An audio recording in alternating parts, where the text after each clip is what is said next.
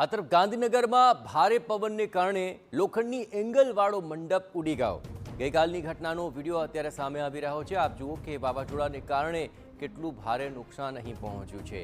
અનેક જગ્યાઓએ નુકસાનીની ઘટનાઓ હવે સામે આવી રહી છે। આપ જુઓ આ ભારે એંગલવાળો લોખંડનો મંડપ છે, પણ ભારે પવનને કારણે તે પણ ઉડી ગયો હતો।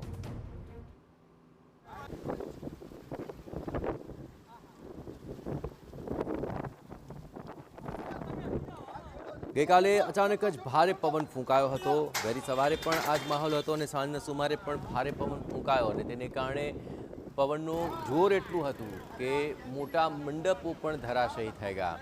આ લોખંડનો મંડપ છે, પરંતુ પવનની તેજ ગતિને કારણે આ મંડપ પણ ઉડી ગયો હતો। એટલું જ નહીં, આ આખી સાજ સજાવટને પણ ભારે નુકસાન પહોંચ્યું હતું। ભારે પવનને કારણે આવી નુકસાનીના અંદાજ હવે સામે આવી રહ્યા છે।